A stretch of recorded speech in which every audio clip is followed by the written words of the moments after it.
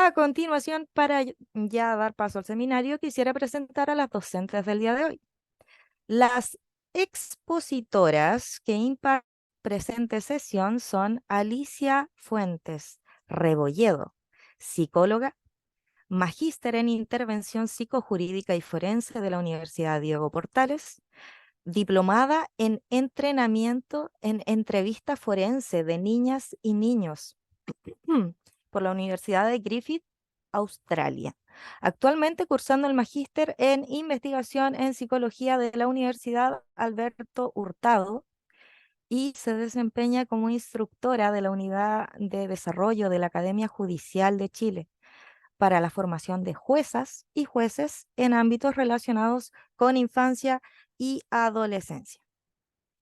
Seguimos con Anib Martínez, abogada diplomada en marco jurídico para la intervención familiar, actualmente cursando magíster en Derecho de Familia e Intervención Familiar, coach en psicología positiva, directora de la corporación Abogadas Líderes, fundadora de Círculo Abogadas y Martínez Moraga y compañía, especialista en responsabilidad penal adolescente. Sin nada más que agregar, les damos paso a Alicia y Anit para que inicien la exposición del día de hoy.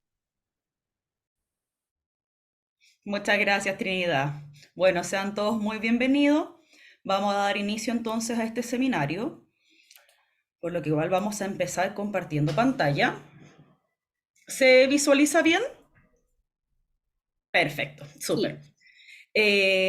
Bueno, para comenzar con este seminario de cómo abordar la violencia intrafamiliar desde un punto de vista legal y psicosocial, claramente tenemos que irnos un poco a la evolución y tenemos que tomar en consideración que la violencia es un comportamiento tan antiguo como la familia misma propiamente tal. Muchos han sido los cuerpos legales que a lo largo de toda la historia se han abordado estas materias en cuanto al tratamiento de la violencia contra la mujer en la infancia, propiamente tal, porque son grupos que son más vulnerables. Asimismo, también muchos han sido los criterios que han estado en favor, en contra o distintas posturas frente a lo que es la violencia intrafamiliar. En estos últimos tiempos, ya hace bastante tiempo en realidad, acá podemos considerar que la Organización Mundial de la Salud ha tornado una gran preocupación respecto de la violencia intrafamiliar. ¿Por qué? Porque los efectos que esta tiene son de tal envergadura que se ha declarado que es un problema de asunto de salud pública. Nuestro país hace lo propio justamente con esto y también ha señalado en diferentes fallos que es un punto de interés público, que a todos nos involucra como sociedad propiamente tal. Eh, si bien en cuanto a la normativa internacional, no tenemos normativa internacional específica respecto de violencia intrafamiliar propiamente tal. Desde ahí que la legislación internacional es bastante amplia en cuanto a la Convención de Derechos del Niño, Convención de Erradicación contra la Violencia de la Mujer, que los vamos a ver un poco más al detalle, de las personas con discapacidad, de los adultos mayores, porque no existe internacionalmente una convención sobre violencia intrafamiliar propiamente tal. Nuestra Corte de Apelaciones, como les he dicho, ha ratificado esto que la Organización Mundial de la Salud señala, que es un problema de asunto de salud pública. Es de interés nacional y desde ahí que claramente toda nuestra normativa interna ha ido teniendo bastantes modificaciones en lo concerniente a la violencia intrafamiliar. Para analizar detalladamente qué es lo que pasa en nuestro país, vamos primero a analizar el marco normativo internacional. Cuando analizamos el marco normativo, tanto nacional como internacional, ¿cuál es la importancia de esto? Va más allá de analizar normas o convenciones propiamente tal. Para poder argumentar recursos tanto materiales como profesionales que se dediquen al tratamiento de la violencia intrafamiliar, claramente es importante que se pueda adecuar toda nuestra legislación, producto también de todos los tratados internacionales que tiene ratificado nuestro país. Es por eso que es tan importante el marco internacional de la violencia intrafamiliar. Como ustedes pueden ver acá, yo les tengo dividido en el marco internacional y en el marco nacional. Vamos a comenzar con la Declaración Universal sobre Derechos Humanos del año 1948. Tenemos la Convención Americana sobre Derechos Humanos, que es el Pacto de San José de Costa Rica, del año 1969. Y a partir del año 1979 tenemos la Convención sobre Eliminación de toda forma de discriminación contra la mujer, el CEDAW. CEDAW, ¿por qué? Porque esa sigla es el nombre de la convención en inglés. Acá, por primera vez, la comunidad internacional pudo reconocer que en todo el mundo a las mujeres efectivamente se les discriminaba de forma mucho mayor que a los hombres, por decirlo de una forma. En casi todas las culturas del mundo se enfrentaban discriminaciones en contra de las mujeres, lo que claramente significaba una gran problemática. Y desde aquí que se realiza esta convención, donde muchos estados lo reconocen. Tenemos la Declaración y Plan de Acción de Viena del año 1993, que es la que después da posteriormente paso a la Declaración de las Naciones Unidas sobre la erradicación de la violencia contra las mujeres en el año 1994. Esta declaración que se hace en el año 1993, que es el Plan de Acción en Viena, si bien no era para tratar la violencia contra la mujer, era simplemente para tratar temáticas sobre derechos humanos. Pero acá las mujeres se organizaron a través de diversas ONG y pudieron ser parte de esta declaración, y entre estas se logró que se reconociera expresamente que los derechos de las mujeres y de las niñas eran derechos humanos, que parece algo súper lógico, pero claramente si tuvo que ser declarado, no era tan lógico, y se requería que estuviera declarado en un instrumento internacional. De esta declaración entonces pasamos a la Declaración sobre las Naciones Unidas, como le comentaba, que es del año 1994, que fue al año siguiente de la Declaración y Plan de Acción de Viena. Como sexto punto, tenemos la Convención Interamericana para prevenir, sancionar y erradicar la violencia contra la mujer, que esta fue la Convención de Belén do Pará, que esta fue ratificada por nuestro país en el año 1996, publicada en nuestro diario oficial en el año 1998.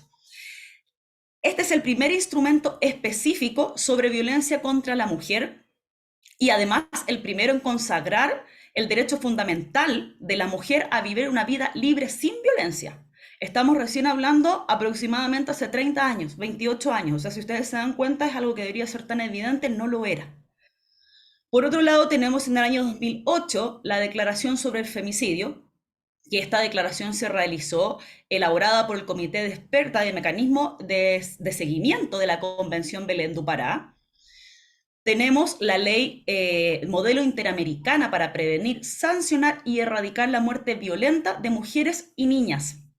Esto ya en el año 2018, a propósito de la Comisión de Expertas de MESEVI, que aprobó el modelo interamericano para prevenir, sancionar y erradicar la muerte violenta de mujeres y de niñas. Por otro lado, como les comentaba, que no tenemos instrumentos específicos en cuanto a la violencia intrafamiliar, tenemos la Convención de Derechos del Niño, que es esta convención fue ratificada por nuestro país en el año 1990, y este fue un gran avance en cuanto al reconocimiento del niño, niña y adolescente como sujeto de derecho. Anteriormente no eran sujetos de derecho y eran más bien sujetos de protección, pero a raíz de esta convención, solamente por el hecho de ser seres humanos, son sujetos de derecho, y queda establecido desde que se realiza esta convención. Como décimo instrumento internacional, tenemos la Convención Interamericana de Protección de los Derechos Humanos de las Personas Mayores. Si bien tampoco es específica de violencia intrafamiliar, claramente habla de la protección propia de las personas mayores. Y por otro lado, como último instrumento internacional, la Convención de Derechos para Personas con Discapacidad, que asimismo como la Convención de Derechos del Niño, la Convención de Personas Mayores, no señala párrafo exclusivo de violencia intrafamiliar, pero sí efectivamente hace mención a que los Estados partes deben disponer de todas las medidas concernientes y tendientes para erradicar todas las formas de discriminación, violencia que puedan tanto existir en el ámbito familiar, que ahí nos aludimos a la violencia intrafamiliar, como en el ámbito propiamente tal fuera de la familia. Como marco normativo internacional, nacional, tenemos acá todos los tratados ratificados por Chile que se encuentran vigentes, nuestra Constitución Política de la República, en el artículo primero, quinto y 19. El artículo primero, ya que nos señala que todas las personas nacemos en igualdad de derecho y somos libres en igualdad de derecho. Por su lado, el artículo quinto señala que el ejercicio de la soberanía reconoce el límite al respeto de los derechos humanos. Y por otro lado, el artículo 19, cuando habla de los derechos y deberes constitucionales, precisamente en el numeral número 1 de este artículo tenemos el derecho de las personas a vivir una vida íntegra y psíquica de las personas. Y claramente la violencia afecta tanto la salud física como psíquica de las personas. La ley 20.066, que esta fue publicada en el 7 de octubre del año 2005, que es la ley que actualmente tenemos vigente en cuanto a violencia intrafamiliar en nuestro país. La ley 19.968, que es la ley que crea los tribunales de familia. Esta se publica el 30 de agosto del año 2005 y acá tenemos un procedimiento especial en los tribunales de familia, donde desde el artículo 81 de esta ley se trata como procedimiento especial los procedimientos concernientes a violencia intrafamiliar. Por otro lado, tenemos el Código Procesal Penal, que acá nos encontramos la forma de tramitación de las causas penales, porque cuando hablamos de violencia intrafamiliar de forma legislativa, tenemos que distinguir si existe maltrato habitual o delitos concernientes que tengan que ver con la violencia intrafamiliar, o es un hecho aislado, que en este caso sería competencia de familia. Y por otro lado, como última normativa interna, tenemos el Código Penal, que es donde vamos a encontrar los delitos propiamente tal.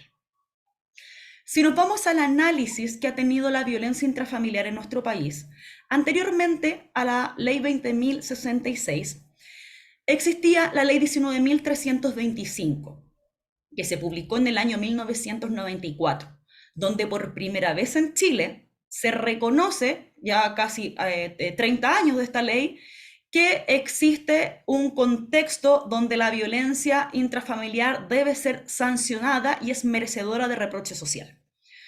Pero ¿qué es lo que pasó? Abrió el reconocimiento al problema, pero quedaba una sensación un poco de impunidad y aparte que el procedimiento propiamente tal que tenía esta ley también señalaba a llamar a las partes a mediación. Entonces, no se sancionaba propiamente tal la violencia intrafamiliar.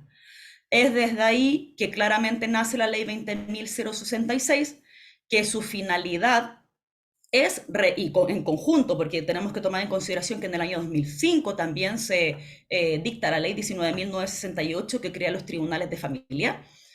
Entonces estamos en la misma época de dictación de estas dos leyes y el objetivo de esta ley que nosotros tenemos vigente ahora es prevenir, sancionar y erradicar la violencia intrafamiliar, otorgando protecciones a las víctimas. Es por eso que también existen variadas medidas cautelares que en estos procedimientos se pueden aplicar. Esto significó que se producieran muchas modificaciones, tanto de manera procesal como en nuestros cuerpos legislativos, para que se pudiera facilitar la forma de perseguir la violencia intrafamiliar, esta fuera constitutiva de delito o no fuera constitutiva de delito.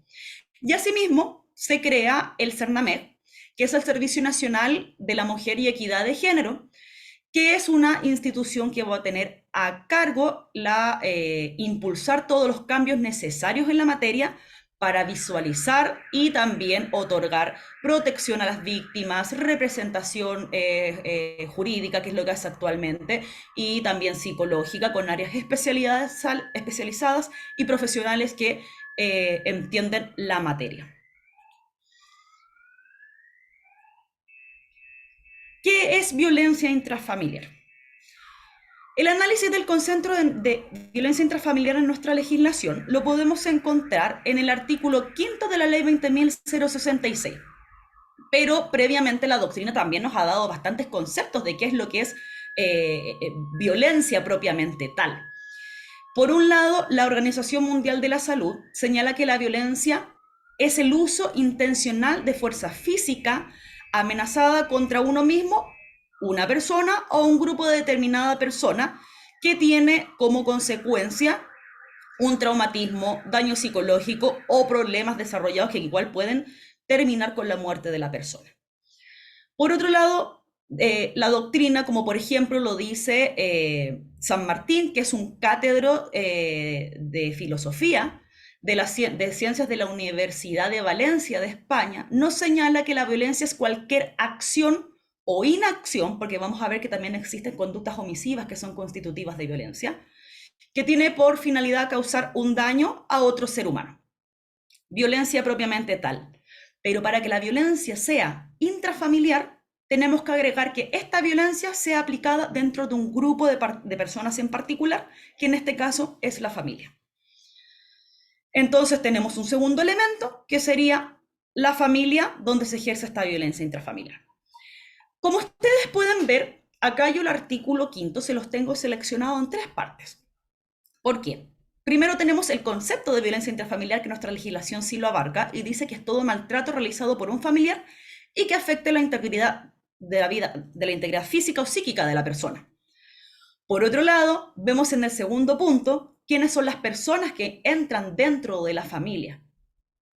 Y por tercer lado, tenemos un tercer inciso, que es una modificación de ley reciente que ingresó en nuestro país del año 2021, producto de que hace referencia a la violencia económica en cuanto a los alimentos, que vamos a analizar también un poquito más adelante. Acá les tengo el artículo 5 desglosado para que entendamos quiénes son las personas que pueden ser víctimas de violencia intrafamiliar. ¿Por qué está desglosado de esta manera? ¿Por qué? Porque la ley entiende que en violencia intrafamiliar es mucho más amplio que la familia propiamente tal.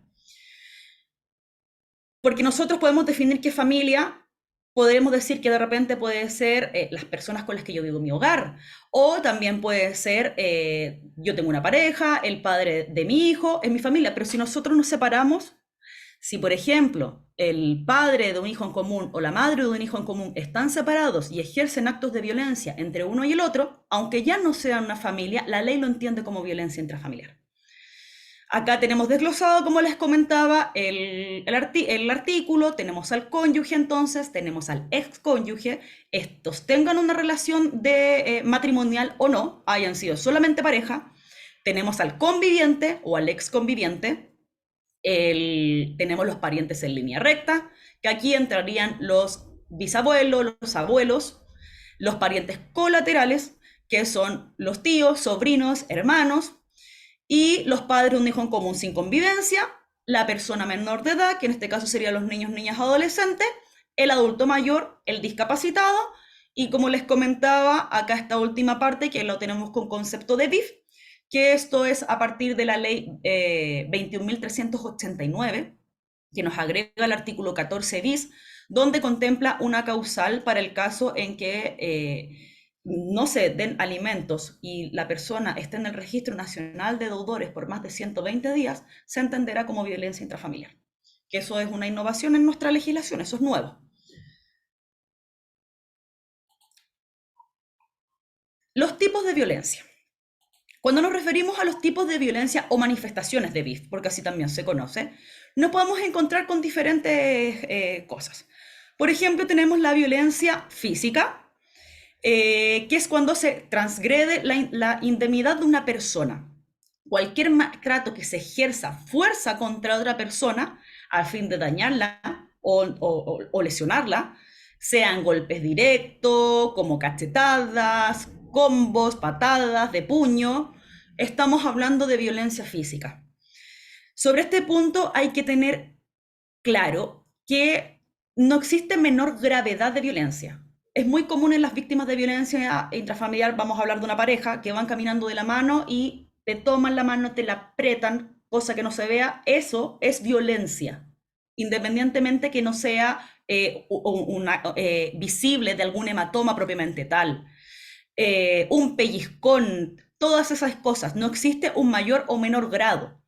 Claramente para efectos de las lesiones, si estamos en ámbito penal, hay una distinción de todas maneras, pero el hecho de que se ejerza violencia, ya estamos hablando de una violencia física. Por otro lado, tenemos la violencia psicológica, que es cuando se transgrede la intimidad física de las personas y es un maltrato invisible a ojos de las demás personas. Por lo general siempre pasa en el seno dentro de una familia y claramente es privado, y acá hay muchas veces que las víctimas tampoco lo logran identificar o no lo señalan propiamente tal, que no lo exteriorizan. Entonces, acá también podemos visualizar que nos podemos encontrar con dependencias del agresor, pero en definitiva es todo lo que transgrede la intimidad física de las personas. Manifestaciones de la violencia psicológica, tenemos gritos, insultos, burlas, sobrenombres, manipulaciones, garabatos, restricción de libertad, entre muchas otras más. Tenemos la violencia sexual, y acá en la violencia sexual es importante que ustedes sepan que no directamente tiene que ser violencia sexual cuando existe o no existe penetración, porque se tiende a equilibrar violencia sexual a eso. No, no solamente a eso. Cuando hablamos de violencia de connotación sexual, nos referimos a cualquier cosa que tenga que ver en el ámbito de la sexualidad. Por ejemplo, que se obligue a una persona a prostituirse, que pose desnuda, obligarla a grabar videos sin su consentimiento. Todas esas cosas son violencia sexual. Por otro lado, tenemos la violencia de carácter patrimonial, que acá la podemos desglosar de una serie de 3 subtipos, pero directamente es cuando son conductas que están asociadas al ámbito patrimonial y económico de una persona. La violencia económica propiamente tal, que es una consecuencia directa de la afectación de autonomía de la posición económica de la víctima, donde se presenta principalmente en las mujeres en contexto de pareja, con la finalidad de mantener un control, y en las personas mayores también se genera. Por eso esto que fue justamente necesario introducir este artículo tercero de la ley 20.066, que lo vimos desglosado, que la finalidad que cuando hayan conductas que sean concernientes a la vulneración de la autonomía económica de la mujer o vulneración patrimonial, va a ser conducto de violencia intrafamiliar. La violencia patrimonial, que en este caso es cuando se usa, se goza o se dispone de la accesibilidad de los recursos que una víctima pueda tener. Y en este contexto podemos también detallar que tenemos el abuso de la vivienda de la persona mayor, que también es muy típico de violencia intrafamiliar, donde muchas veces excluyen desde su propio hogar a las personas mayores. Por otro lado, tenemos la negligencia y abandono, que también esto es aquí cuando tenemos una conducta omisiva, que si bien no estamos realizando una conducta, dejamos de hacer una conducta, porque somos responsables como familia del cuidado. Aquí principalmente esto afecta a niños, niñas o adolescentes o adultos mayores o personas con discapacidad que requieren dependencia o cuidado, y el hecho de que no se les otorgue estos cuidados, estamos hablando de una conducta omisiva porque no estoy realizando la conducta, pero claramente termina en una violencia. Por último, el concepto de violencia vicaria, que es un concepto que si bien nuestro país todavía no lo tiene regularizado, el derecho comparado se está abriendo a esto, que habla directamente con el objetivo de dañar a la mujer a través de sus seres queridos, específicamente de sus hijos o sus hijas mayoritariamente. Ahora, ¿quién puede denunciar la BIF? ¿Quién debe denunciar la BIF? ¿Y dónde denunciar la BIF? ¿Por qué tenemos acá quién puede denunciar la BIF y quiénes deben denunciar la BIF? Si bien donde se denuncia es en Carabineros de Chile, Policía de Investigaciones, Tribunales de Familia, el Ministerio Público, la puede denunciar cualquier persona. La víctima, el ascendiente, el descendiente, el vecino, cualquier persona puede denunciarla. Pero existe una posición especial de personas que están por ley obligadas a denunciar la violencia intrafamiliar. ¿Y quiénes son estas personas? Funcionarios, personal de la salud, funcionarios públicos y de las Fuerzas Armadas, encargados de establecimientos educacionales, policías y gendarmerías. Y en el caso en que ellos no denuncian, dentro de un plazo de 24 horas, se les puede aplicar un incumplimiento y pues, se les puede aplicar multa, porque es deber denunciar. Aquí es cuando nos encontramos, por ejemplo, en un consultorio o en un establecimiento educacional que vemos de repente quizás a un niño que fue producto de algo, que está con algún hematoma, que nos podemos encontrar en un aula de clase o en un control sano en un consultorio. El profesional de salud o respectivamente los docentes, si se percatan de esto, tienen la obligación de denunciar la violencia intrafamiliar.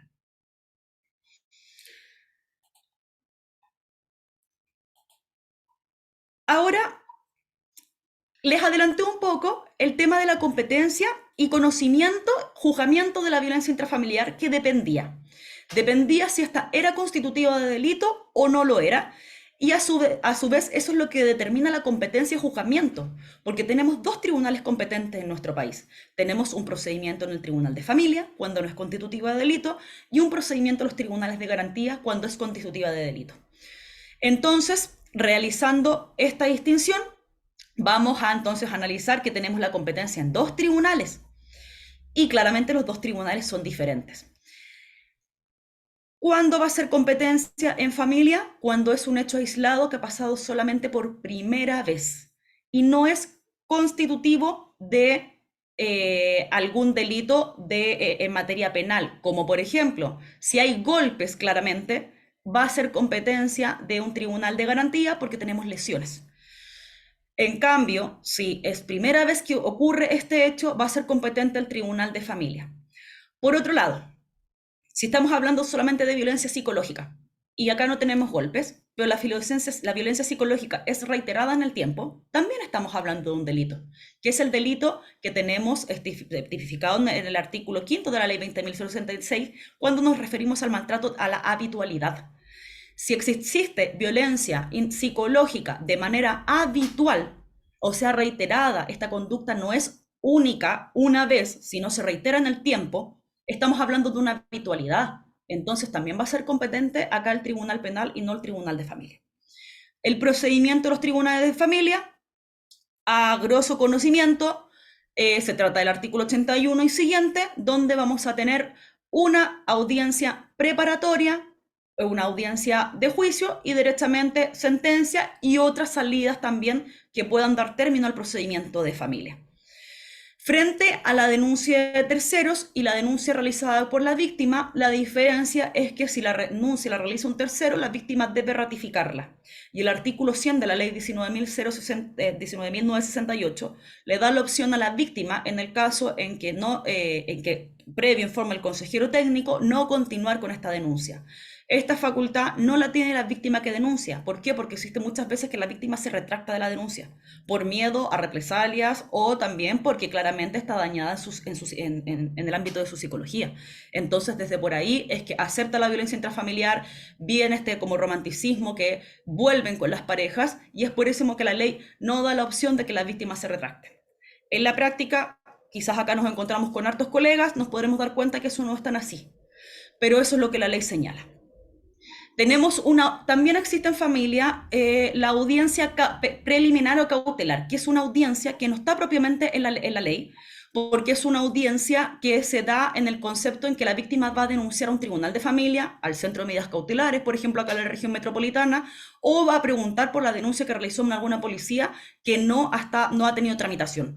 Y por acá muchas veces el consejero técnico realiza una entrevista y se decretan medidas cautelares en favor de la víctima. Ya a esta audiencia se le llama audiencia preliminar o cautelar, pero no está regularizada en la ley. En la audiencia preparatoria se van a verificar todos los medios de prueba que se tienen propiamente tal, para efectos de después que estos sean ponderados en la audiencia de juicio. Y en la audiencia de juicio estos serán reproducidos para que el tribunal los pueda ponderar y de acuerdo a esto dictar su resolución. Tenemos que tomar en consideración que qué es lo que tiene que tener una demanda o una denuncia propiamente tal. Y para esto es importante tener en consideración que tiene que tener el grupo familiar que está compuesto, quién está ejerciendo la violencia intrafamiliar, la narración de los hechos y por quiénes son ejercidos estos hechos. Por otro lado, la prueba es un poco compleja en el ámbito de lo que trata la violencia intrafamiliar, porque como lo vimos también al principio de la introducción, se trata de hechos privados que usualmente pasan dentro de la intimidad de una familia. Por lo tanto, también acá tenemos una consideración que es importante, que tengan en consideración que cuando existe violencia intrafamiliar, muchas veces los hijos son espectadores de violencia intrafamiliar y por ende se pueden aperturar causas de protección en favor de ellos. ¿Por qué? Por ser espectadores de violencia intrafamiliar, porque claramente eso también les afecta a su psicología, su desarrollo y su normal crecimiento. ¿Cómo termina el procedimiento de violencia intrafamiliar en los juzgados de familia? Tenemos diferentes formas de dar término. Puede ser con sentencia ejecutoriada que nos diga que efectivamente existe violencia intrafamiliar, que se va a sancionar a la persona con el pago de una multa de media a 15 UTM a beneficio del gobierno regional, además de una de las más medidas accesorias del artículo 9 de la ley 20.066, que veremos a continuación también terminando el procedimiento penal. Rápidamente. Por otro lado, la ley 19.968 nos da la facultad de poder terminar con la suspensión condicional de la dictación de la sentencia. ¿Qué es lo que quiere decir esto? Que cuando el tribunal tenga la convicción que el hecho no se va a volver a ocurrir y además de esto, el denunciado reconozca los hechos y que existan antecedentes que no va a volver a suceder esto, puede dejar suspendida la dictación de la sentencia y sometido entonces al denunciado por un lapso de tiempo de 6 a 1 año a ciertas medidas con la finalidad de que no se dicte sentencia. Y si él las cumple por el lapso de tiempo que fueron decretadas, se van a archivar los antecedentes. ¿Qué sería lo beneficioso de esto? Es que no va a pasar al registro de personas sancionadas en el registro civil por violencia intrafamiliar. Esa es la finalidad de la suspensión condicional de la dictación de la sentencia. Por otro lado, tenemos la voluntad de la víctima, como les había señalado a propósito de la denuncia a terceros, previo informe del consejero técnico que diga que está señalando de forma libre e espontánea su manera de su voluntad de no perseguir con la acción. Tenemos la otra forma de término, que es la incompetencia absoluta, porque si el tribunal de familia se percata que estamos frente a hechos que son constitutivos de delito o son maltrato habitual, deberán derivar los antecedentes a un tribunal de garantía. Y por otro lado tenemos el abandono del procedimiento, que es cuando las partes son citadas a audiencias y las partes no se presentan y tampoco piden nueva fecha y hora de día y hora de audiencia, los antecedentes se archivarán. ¿Qué es la diferencia que pasa con el abandono de procedimiento en materia de BIF? Es que los antecedentes pueden quedar en el tribunal archivados temporalmente por 1 año y la víctima los puede desarchivar. Por otro lado, tenemos las causas en penal. En el juzgado de garantía estamos hablando de otro tipo de procedimiento. ¿Por qué? Porque acá estamos sancionando un delito. El procedimiento penal se puede iniciar por querella, por denuncia o por oficio del Ministerio Público. Oficio del Ministerio Público es cuando llega la denuncia propiamente tal y el Ministerio Público tendrá que ver si claramente esos hechos son constitutivos de delito, requieren que sean investigados, entonces puede iniciar de oficio una persecución penal. Y respecto de cómo termina la violencia intrafamiliar en los tribunales de garantía, también tenemos diferentes formas, que también acá podemos incluir los tribunales de juicio oral en lo penal. ¿Por qué? Porque son diferenciadas las opciones que tenemos. Puede terminar en salidas alternativas. Acá tenemos la suspensión condicional de la sentencia. No es lo mismo que la suspensión de la dictación de la sentencia en materia de familia.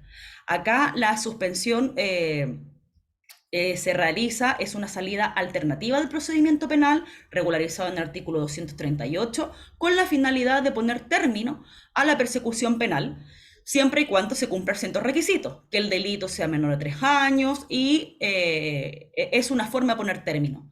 Pero por otro lado, el acuerdo reparatorio en materias de violencia intrafamiliar tampoco se aplica.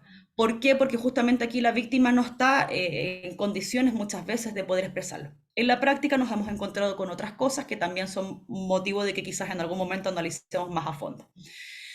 Por otro lado, puede terminar por una decisión de no perseverar o principio de oportunidad, facultad de no investigar, que son facultades propias del Ministerio Público, o por un archivo temporal. Muchas veces se presentan denuncias y el Ministerio Público no tiene muchos antecedentes para investigar. Entonces archiva temporalmente los antecedentes con la finalidad de que en este caso las víctimas o abogados querellantes puedan proporcionar mayores antecedentes para que siga su investigación. Y por último, la sentencia. Cuando hablamos de procedimientos penales, podemos derechamente, si el delito concerniente es de un delito mayor a lo que es maltrato habitual, se va a realizar un juicio. O podemos también estar en un juicio un procedimiento simplificado, pero sea uno o el otro, va a terminar siempre con una sentencia. ¿Cuál es la diferencia en materia de familia? Que hablábamos que sentencia va a estar condenado, ¿no es cierto? Perdón, sancionado, porque no estamos hablando de penas. En delito estamos hablando de condena. Y acá la diferencia es que en penal siempre existe, cuando existe una sentencia, va a ser condenatoria o absolutoria. Condenatoria que se condena la conducta, o absolutoria que la persona no es condenada del delito propiamente tal. Por último, en mi área legal, vamos a hablar de las medidas cautelares y las medidas accesorias, que son los mecanismos que esta ley 20.066 en su oportunidad vino también a crear, dar mayor protección a las víctimas, porque esa era una de las finalidades, erradicar y dar mayor protección a las víctimas. Y acá tenemos una situación especial de riesgo, porque la ley 20.066 en el artículo 7 nos habla de una situación de riesgo cuando existe maltrato constitutivo de violencia intrafamiliar, y se presume una situación de riesgo con ciertos supuestos, cuando existe drogadicción, alcoholismo de parte de la persona que lo agrede, denuncias previas de VIS, procesos pendientes o condenas previas, antecedentes psiquiátricos o psicológicos que denoten características de persona violenta. Y en este caso es una situación especial donde acá los tribunales tienen que sí o sí dar medidas de protección para las víctimas. Pero acá ustedes también se pueden dar cuenta que tenemos dos medidas cautelares. Tenemos las medidas cautelares y por otro lado las medidas accesorias. ¿Por qué? Porque las medidas cautelares de la ley, 19.968 en el artículo 92 son las que están en la ley de familia. Pero cuando exista una sentencia de violencia intrafamiliar, tanto en el ámbito de familia como en el ámbito de penal, todas las sentencias nuestro legislador señalan que deben llevar medidas accesorias. Y las medidas accesorias son las que tenemos acá en el artículo 9 de la ley 20.066. Podemos verificar que son la obligación de abandonar el ofensor el hogar común que tiene con la víctima, la prohibición de acercarse a la víctima, no solamente donde vive, sino también a su trabajo, lugar de estudio. En el caso en que trabajen en el mismo lugar, los empleadores tendrán que ver cómo la salvedad de separar a las personas, la asistencia obligatoria a programas terapéuticos o orientación familiar, o la obligación de presentarse regularmente ante la unidad policial. Siempre que existe una sentencia de violencia intrafamiliar, estas medidas accesorias deben acompañar la sentencia porque así lo dispone nuestra legislación. Con eso doy finalizada la parte de lo que es el área jurídica para darle el paso entonces ahora a Alicia, quien va a ver el análisis desde la psicología. Muy bien, muchas gracias, Anit. Entonces, bueno, le doy la bienvenida nuevamente a todos y todas a este seminario. Voy a rápidamente ir a compartir mi presentación, que es complementaria absolutamente a lo que planteó recién Anit respecto de la violencia intrafamiliar, ¿cierto? Y la pregunta que queremos por lo menos dejar planteada y también con algunas ideas, fuerzas importantes, tiene que ver con cómo abordamos la violencia intrafamiliar ahora desde mi presentación desde el punto de vista psicosocial, ¿cierto? Y para eso primero tenemos que también conocer algunos aspectos importantes también de lo que implica este fenómeno, que la verdad es que como muy bien decía Anit, está muy también arraigado en nuestra sociedad, lamentablemente casi ya a un nivel de pandemia, ¿cierto? En términos de las cifras que existen en ese sentido. Algunas consideraciones iniciales, en algunas cosas me voy a repetir con Anif, así que voy a pasar rápidamente. Nuevamente, reiteramos, ¿cierto? La violencia es una grave vulneración a los derechos humanos. Aquí estamos hablando de diferentes personas que pueden verse expuestas a la violencia. Y desde ahí, entonces se entiende que es una grave vulneración a los derechos humanos, ¿cierto? Y la magnitud, como muy bien decía antes Anit, implica entonces que estamos frente a un asunto de salud pública, de interés para todas las personas y para la sociedad. Implica pérdidas económicas la violencia, pero por sobre todo, ¿cierto? La violencia implica pérdidas, carencias, problemas, dificultades en el ámbito afectivo y relacional. Y muchas veces también la violencia puede llevar consecuencias a largo plazo e incluso en algunos casos sabemos que puede llevar a la pérdida de vidas humanas. Y para las personas en contexto de vulnerabilidad, y aquí tenemos diferentes grupos, hablamos acá de las mujeres, niños, niñas y adolescentes, personas mayores, personas con discapacidad, la familia es el lugar en realidad donde están en mayor peligro, en mayor riesgo de vivir violencia. Esto es que el núcleo donde están, donde viven, donde tienen sus relaciones más cercanas, sus vínculos, donde uno eventualmente pudiese pensar que es el contexto protector, en realidad es el contexto también de mayor riesgo para sufrir violencia, en este caso intrafamiliar. Bien, una pregunta importante que nos hacemos desde la psicología, ¿cierto? Y ahí tenemos dos conceptos relevantes. Tenemos, por un lado, hablamos de violencia intrafamiliar, tenemos el concepto de violencia. Tenemos también el concepto de agresividad. Y ahí si nos planteamos, no les voy a hacer la pregunta ahora porque si no tendríamos muchas respuestas, pero ¿la violencia es algo que es innato? ¿Viene con nosotros, digamos, como especie humana? ¿O en realidad la aprendemos culturalmente? Bueno, yo les voy a contar un poco lo que se ha hecho en ese sentido y los estudios que hay respecto de esto. La violencia humana no es instintiva, no hay un instinto de violencia, ¿ya? Hay un componente cultural más bien en el tema de la violencia. Pero la agresividad sí tiene que ver con nuestra supervivencia, tiene un sentido adaptativo, ¿ya?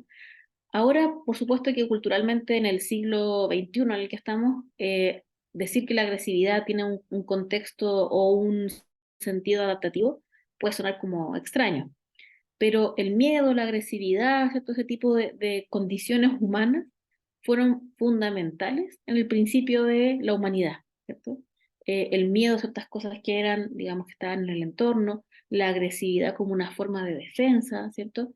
Son elementos que efectivamente son parte de la especie humana, pero siempre tenemos que considerar que la cultura las va moldeando. Entonces, es de alguna forma mucho más esperable, ¿cierto? Que, no sé, frente a, por ejemplo, algún ruido fuerte, ¿qué hacemos? Nos sobresaltamos, ¿cierto?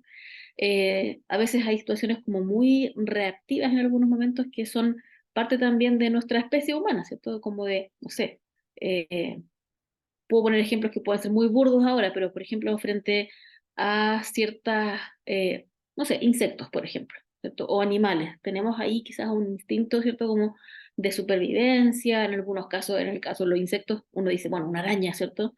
Es peligrosa, ¿cierto? Puedo entonces estar en peligro y hago algo para que eso no ocurra, ¿cierto? Desde ahí viene un tema de la agresividad. Pero la violencia, que es lo que nos está acá llamando, ¿cierto? Esta presentación y esto que estamos viendo ahora con Anit también, tiene que ver con cómo culturalmente de alguna forma aprendemos también a solucionar conflictos y problemas. Y eso ya es distinto, ¿cierto? Y hay un aprendizaje cultural que vamos a mirar después a continuación desde un modelo ecológico, está muy arraigado también culturalmente, ¿ya? Entonces, ¿la biología nos hace agresivos? Sí, pero no es que vayamos agrediendo a todo el mundo. Solo básicamente tiene que ver con algo más relacionado con la supervivencia y como la verdad es que la especie humana ha evolucionado, ¿cierto? Y estamos cada vez más tranquilos en términos de la supervivencia, no es algo que debería estar tan presente, ¿ya? Pero sí la cultura lo que nos ha hecho es de alguna forma ir moldeando, ¿cierto? Eso, y ahí está el concepto de violencia. Cuando una persona pasa a ser intencionalmente dañina, pasa a ser intencionalmente un factor de riesgo, a violentar a otra persona, ¿cierto? Por razones distintas a la supervivencia, como se dice acá, la eficacia biológica, o sea, de la posibilidad de mantenerme vivo, cuando eso, ya no estamos hablando de eso, sino que en realidad es una acción intencional de dañar a otro, si hablamos de violencia. Ya, ahí está este fino límite entre lo que implica la agresividad, que es parte de la especie humana en términos de supervivencia, y la violencia como un elemento cultural que se ha insertado de alguna forma en el aprendizaje que tenemos también en nuestras relaciones humanas. Es la cultura entonces la que convierte la agresividad en violencia, la que lleva, digamos, de algo que es propio de la especie a generarlo como un producto cultural, la violencia. La violencia se aprende y por ello entonces que también como se aprende, se puede también desaprender o podemos aprender otras formas relacionales también que no impliquen violencia. Entonces, teniendo claridad respecto de aquello, cuando hablemos de violencia intrafamiliar, podemos pensar que culturalmente de alguna forma hemos aprendido que la violencia en todos los tipos que también nos comentó recién Aní, han sido formas culturales de aprender a relacionarnos con otros, de aprender a pensar respecto de otros, a cómo los concebimos, a cómo resolvemos nuestros conflictos, ¿cierto? En ese sentido. Acá dos definiciones de violencia intrafamiliar, ustedes también vieron con Aní algunas, así que paso muy rápido. La violencia, dice, es el uso intencional, recuerden, hay intención, ¿cierto? Intención directa de dañar a otro. Entonces, es el uso intencional de la fuerza física, de las amenazas contra uno mismo, otra persona, un grupo o una comunidad que tiene como consecuencia, o es muy probable que tenga como consecuencia, un traumatismo, daños psicológicos, problemas de desarrollo o la muerte. ¿Ya? También, y esto lo define la Organización Mundial de la Salud, es cualquier acción o también inacción, ¿cierto? La omisión, ¿cierto? De alguna conducta que tiene la finalidad de causar un daño. Aquí, sí, claro, por ahí decían en el chat lo psicológico como que tiende a minimizarse. Sí, efectivamente, porque las huellas del maltrato físico son más evidentes al ojo humano, pero eso no quiere decir que sean más graves, ¿cierto? Implica entonces causar daño, sea físico o de otra índole, a otro ser humano, a otra persona, ¿cierto? Sin que haya beneficio para la eficacia biológica propia, o sea, para la supervivencia. ¿Ya? Por eso hay algunas formas también de violencia que se tienden más a pensar desde la agresividad, la defensa propia, ¿cierto? Lo pensamos así cuando una persona es víctima también de un asalto, ¿cierto? Que cuando se defiende, agrede al sujeto que lo está maltratando, una mujer que se defiende del maltrato también no es que sea una persona que esté violentando hacia otra persona, sino que se está defendiendo, está ocupando entonces la agresividad como una manera de supervivir, ¿cierto? De sobrevivir, o como dice acá en una palabra, o sea, con un concepto muy, muy elegante, la eficacia biológica propia, o sea, mantenerme vivo, ¿cierto? Mantenerme en bienestar, más que en bienestar, en integridad física y psicológica. Bueno, como decíamos aquí, cuando vamos ya llegando a BIF, ¿cierto? Violencia intrafamiliar, tiene que ver entonces con la acción, ¿cierto? El hacer algo, o el no hacer, también la omisión, ¿cierto?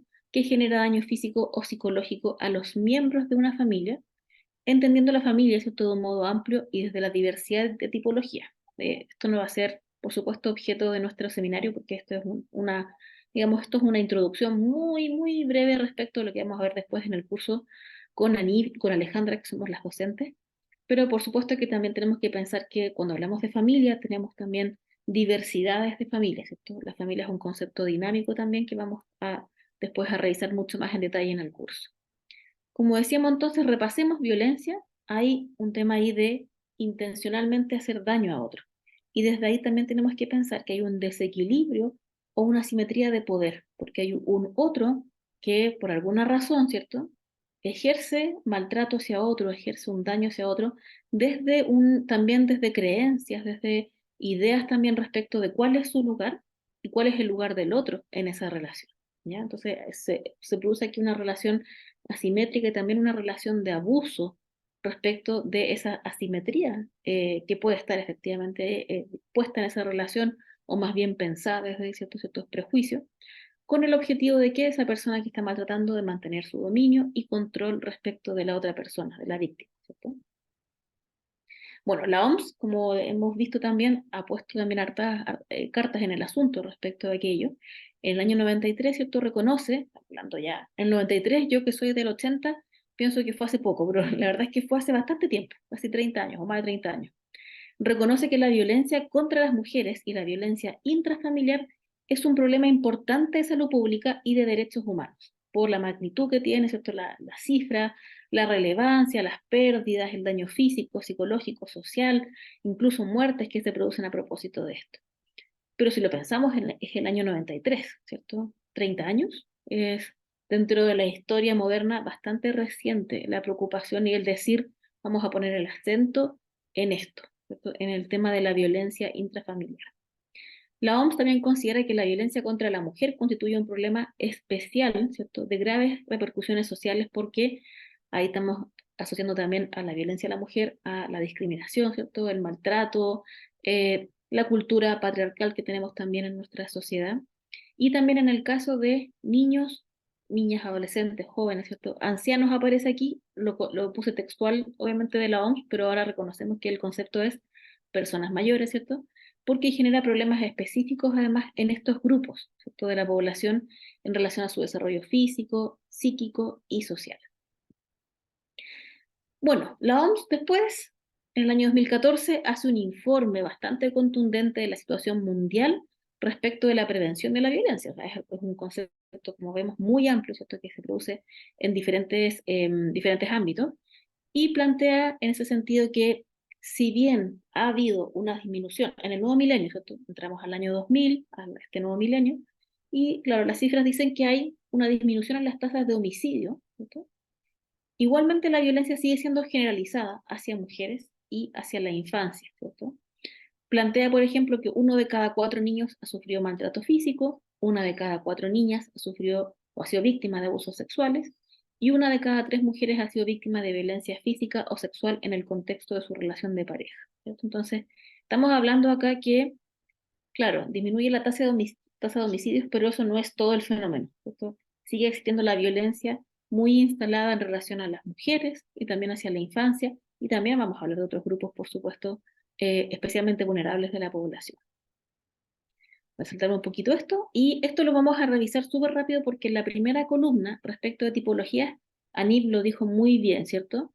Es la forma en que se ejerce la violencia. Vamos a pensar en dos categorías. La forma en que se ejerce la violencia, y la otra es cuál es el sujeto pasivo de la violencia, o sea, quién la recibe. Por una parte, tenemos la posibilidad en términos de tipologías de la forma en que se da la violencia física, ¿cierto? Siempre la tenemos en primer lugar porque genera, por supuesto, como decíamos, quizás indicadores más evidentes, pero eso no quiere decir que sea la más importante o la más grave. La violencia física, la psicológica, la violencia sexual, la violencia económica, la violencia patrimonial, negligencia y abandono, que tiene que ver con la omisión, ¿cierto?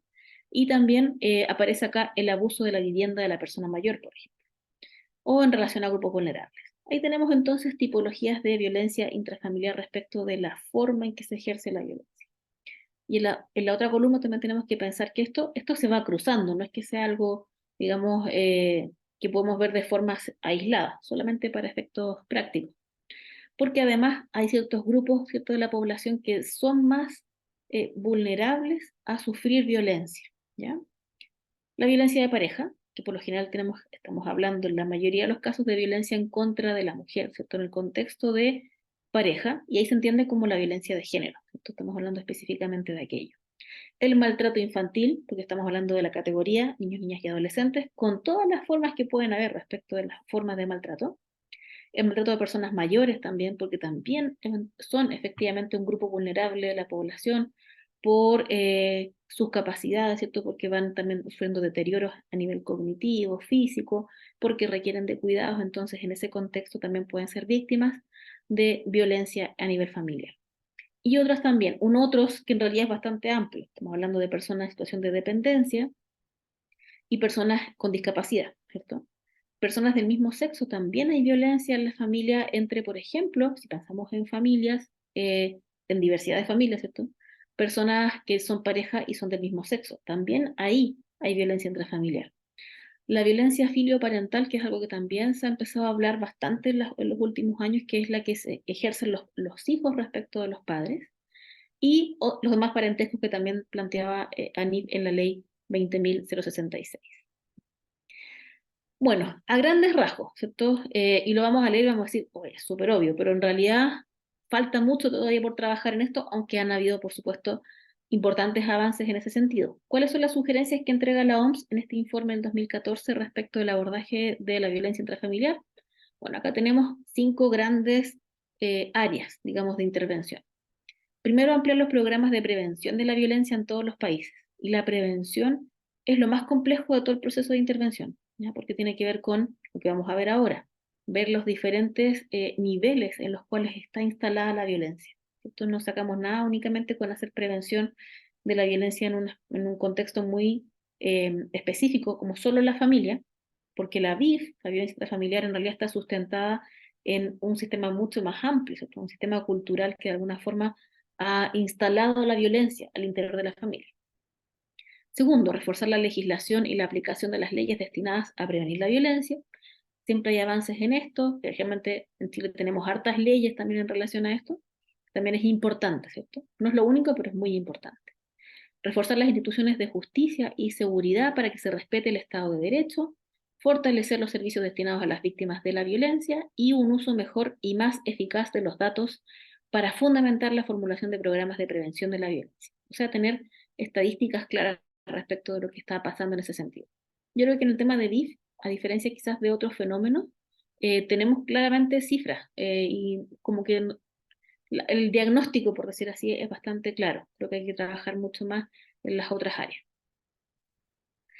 Bueno, hay diferentes modelos, algunos le dicen explicativos, yo prefiero hablar de los modelos comprensivos, ¿cierto?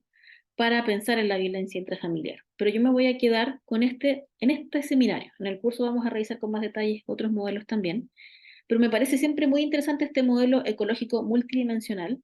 Voy a ver si puedo pronunciar esto, lo ensayé. Bronfenbrenner, ahí me salió, un apellido muy complejo, pero modelo ecológico, Bronfenbrenner, bien, lo dije 2 veces bien. ¿Qué habla entonces? Y es algo que uno puede decir, sobre todo los que trabajamos en esto, ¿cierto? Es súper obvio, pero en realidad cuando vemos cómo se hacen las intervenciones o cómo se planifican ciertas políticas, uno dice, bueno, acá nos está revisando todo este modelo, ¿cierto?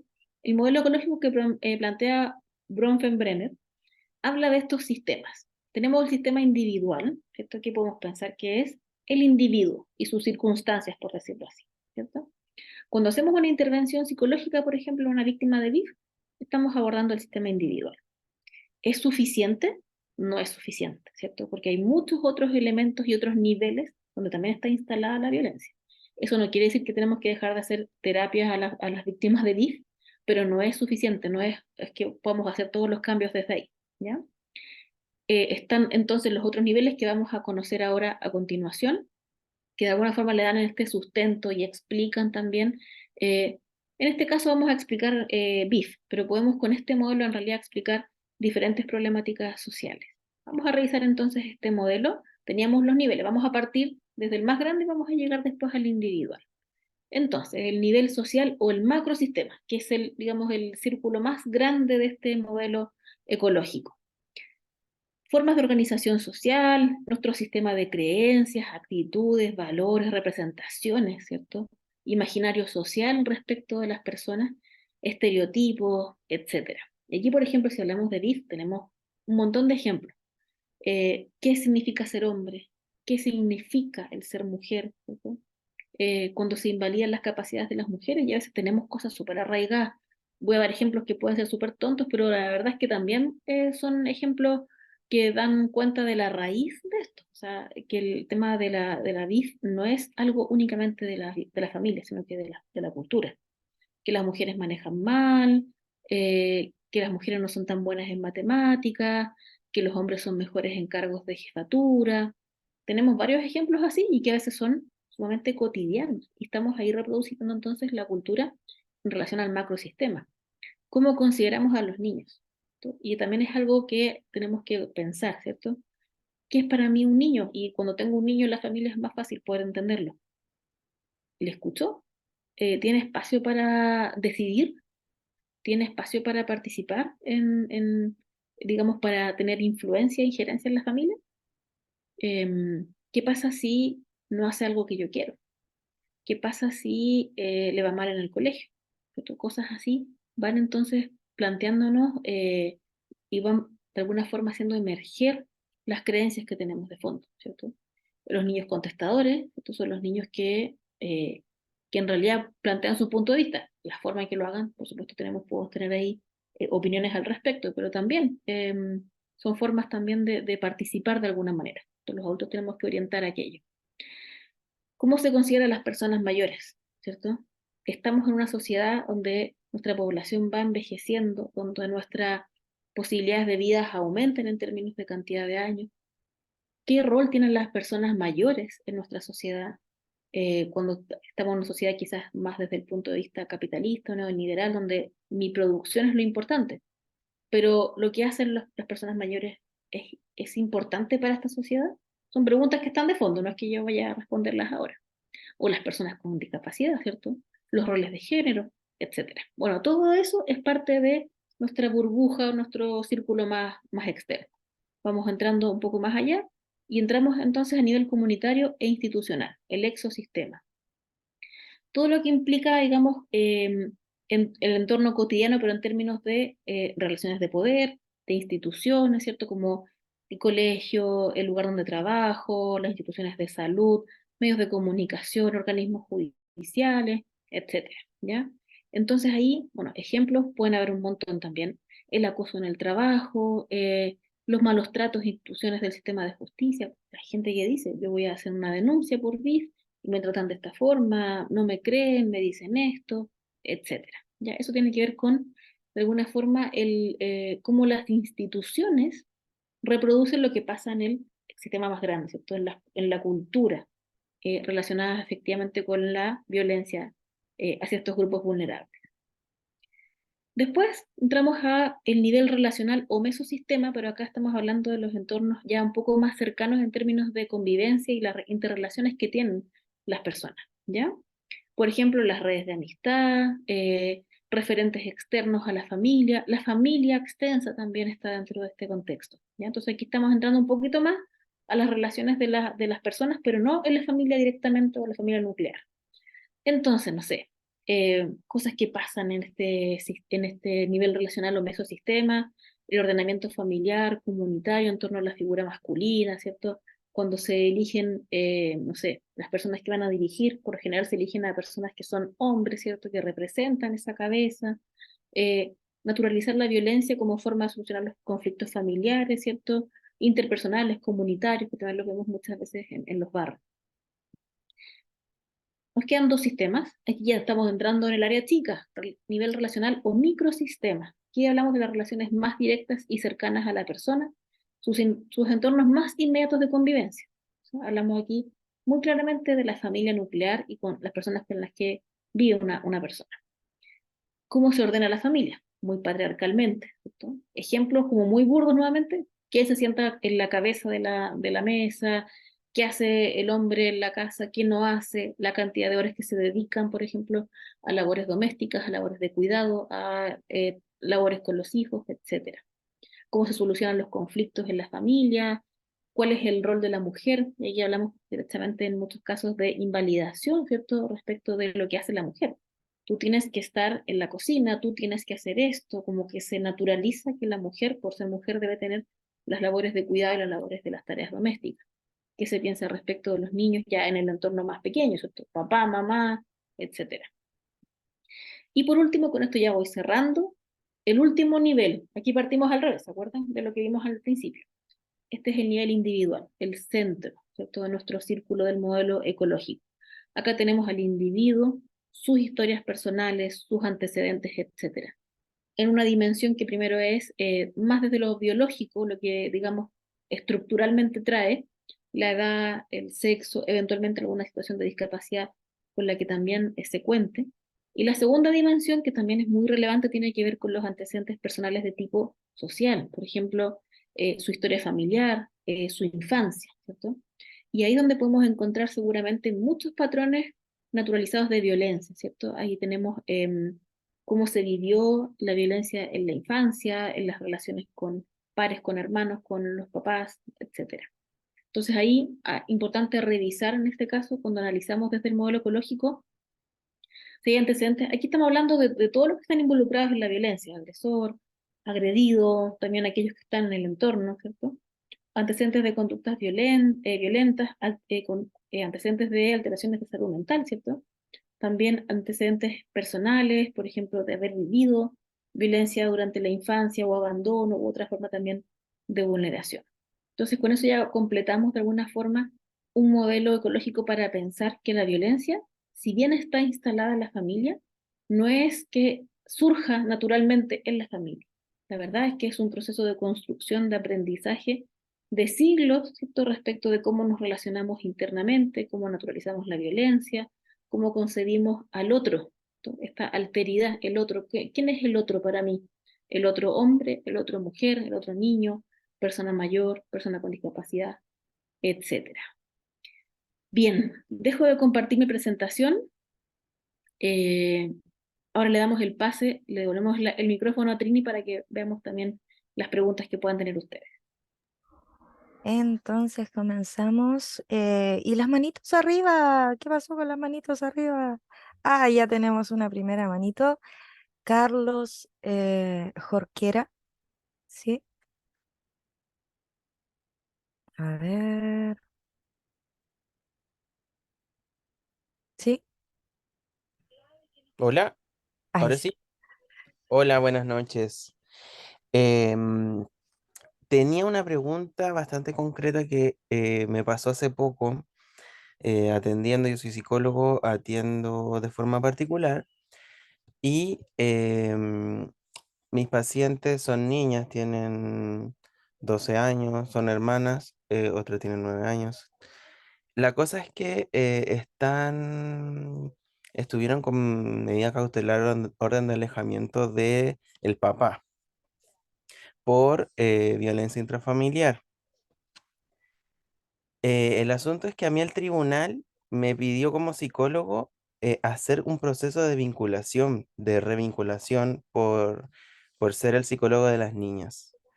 Y yo la verdad es que, bueno, comenzamos, ha sido igual muy difícil, pero no sé, no sé realmente si yo podría, por ejemplo, si me vuelve a pasar eso, o si termino el proceso con el padre, por ejemplo, eh, más que nada como es una obligación tener que aceptar esa solicitud de parte del tribunal. No sé si me explico la pregunta. Te respondo, Carlos, que si bien, claro, también va el tema de la revinculación, se va con el área psicológica, sí, es impresionante cómo ambas materias están en Sí, conjunto. Pero mira, si efectivamente tú te puedes justificar, si tú te das cuenta, a ti te derivaron y te lo realizaron a través de la causa de protección, me imagino. sí, Entonces hay una resolución del tribunal, el tribunal y tú por ende eres un tercero dentro de esta causa. Entonces claramente si te llega a pasar en un futuro, tú te puedes excusar de hacerlo. Porque ok. derechamente tú no eres un programa de reparación, eres el Sí, psicólogo así es. particular de las niñas. Entonces, en virtud de eso, o dada la circunstancia que te llegue a pasar en un futuro, tú a través de un escrito lo puedes hacer en la presente Sí, causa y de que el hecho me tribunal. pasó en otro caso también y fue como, ok, ¿qué hago ahora?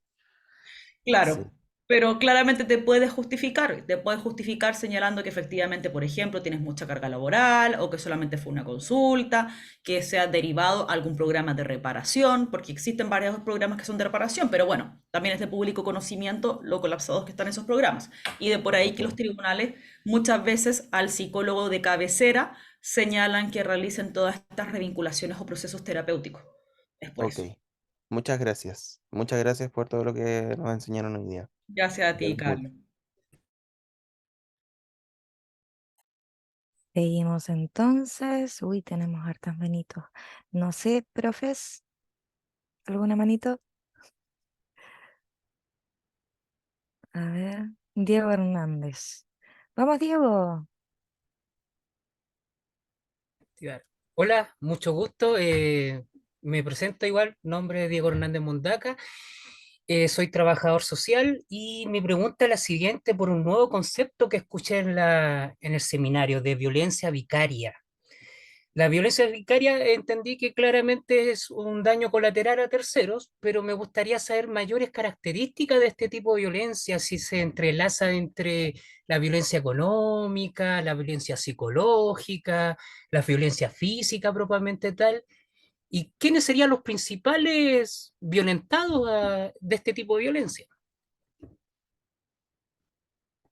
¿Se escuchó? Sí, se escuchó. Eh, Em, Alicia, Parto yo, Ani, o sea, yo no lo planteé dentro de mi presentación, pero hago un link quizás como para, desde lo psicosocial, desde alguna forma, y de ahí te doy el pase. La violencia vicaria tiene que ver básicamente con, es como usar de alguna forma a un otro para dañar a una persona, así como lo vamos a hacer de forma muy, muy simple, ¿cierto? Y lo que se ha visto en la violencia vicaria es, por ejemplo, el uso de los hijos para dañar a la otra persona en la pareja. Lo más común es que se usan a los hijos para dañar a la mujer, ¿cierto? En una relación de pareja, ¿cierto?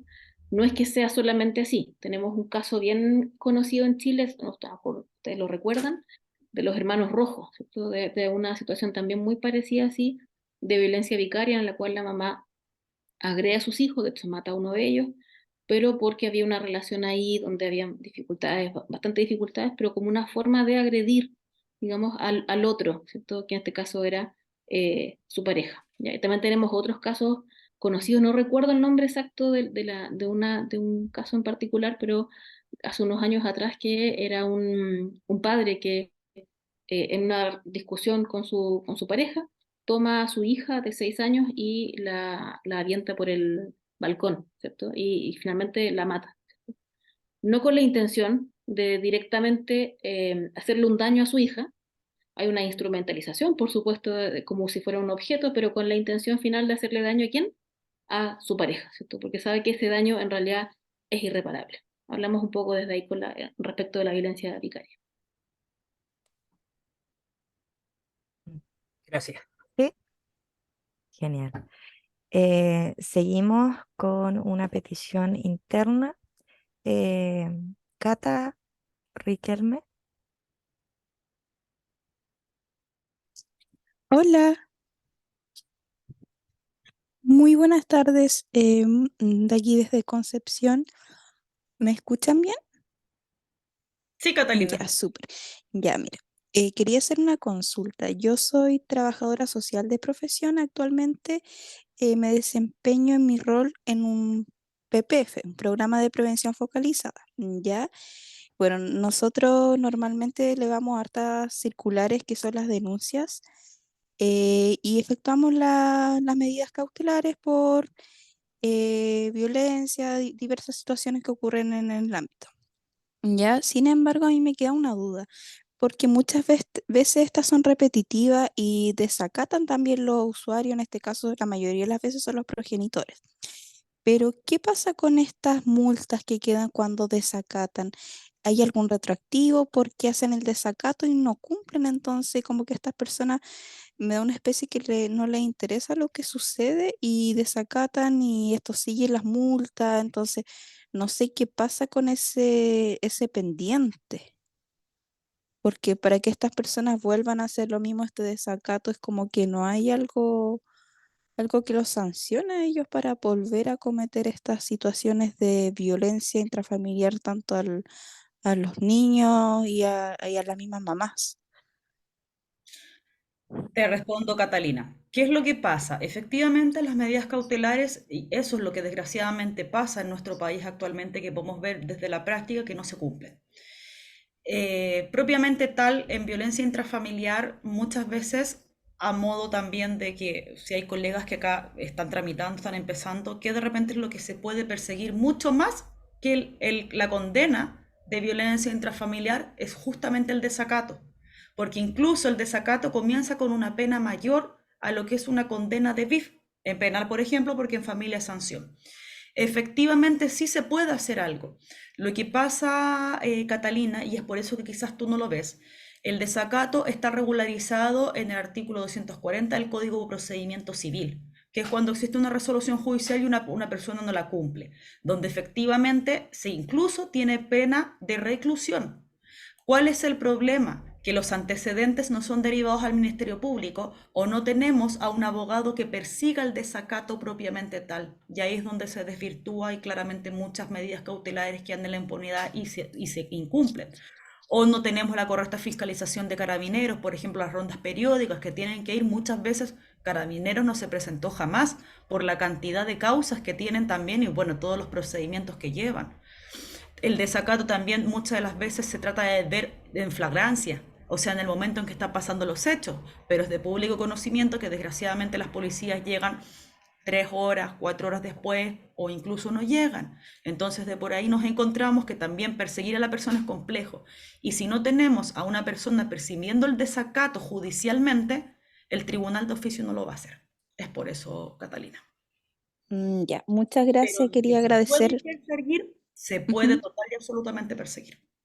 Ya, muchas gracias por la instancia, por unos conocimientos que la verdad que no los tenía, así que agradecida por este momento. Esté muy Gracias, bien. Catalina.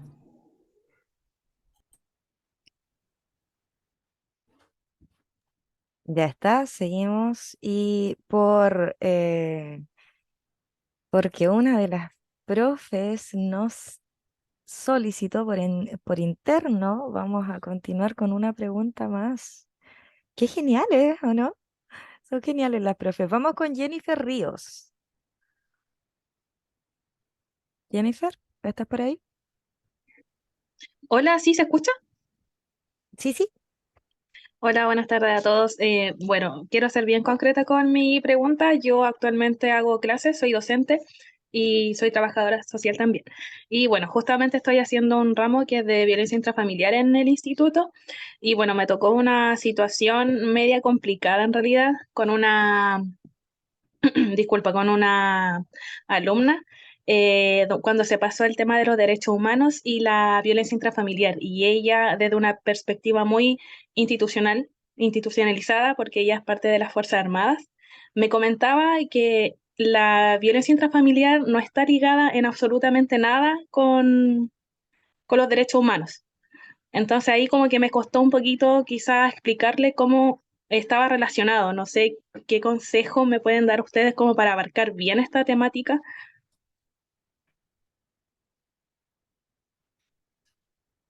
Esa es mi duda.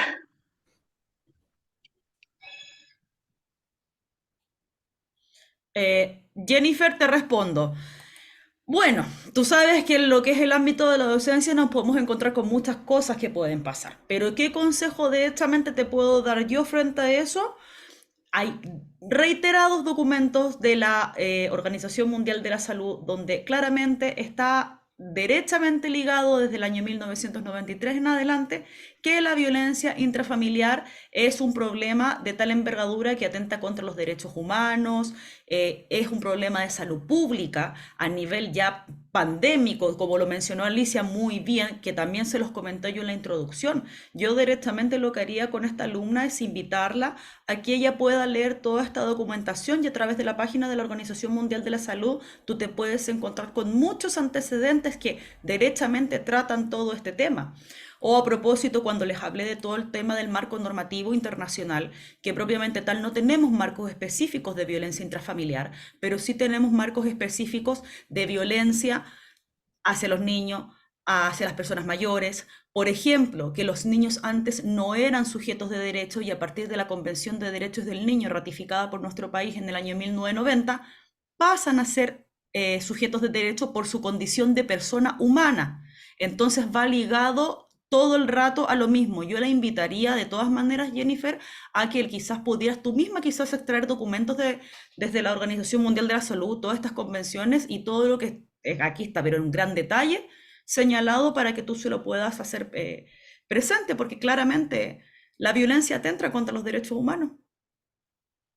Ahí, solo como complemento, está esa visión de que la violencia intrafamiliar es de la familia, ¿cierto? Entonces, no es un problema de derechos humanos, los derechos humanos, claro. Quizás ella los entiende desde cómo el Estado o las instituciones estatales ejercen, ¿cierto?, el poder respecto de los ciudadanos, pero es incluso mucho más allá de eso, porque si pensamos que la violencia intrafamiliar no es algo que ocurre únicamente en la familia, no es un problema de la familia, es un problema cultural y social, el Estado tiene una responsabilidad respecto de aquello. Entonces, desde ahí también complementándolo lo que decía Nid, no es un problema únicamente de la familia, de las personas que están en la familia, sino que es un problema social y ahí el Estado tiene también un papel importante en ese sentido. Sí. Complementando justamente con eso, también ahí puedes de repente quizás hay sentencias que incluso nuestra Corte de Apelaciones ratificadas por la Corte Suprema que señalan que la violencia intrafamiliar es un problema de interés público. Por eso todos podemos denunciarla. No es más allá del seno propio de la familia. Y hay sentencia, hay jurisprudencia que así lo detallan. Ya está. Hemos llegado entonces al final de la sesión de hoy. Lamento que no podamos tomar más preguntas, pero es por el tiempo. Queremos agradecer la participación de cada uno de ustedes en el presente seminario, como también agradecer a Alicia Fuentes y Ani Martínez por la excelentísima exposición de hoy.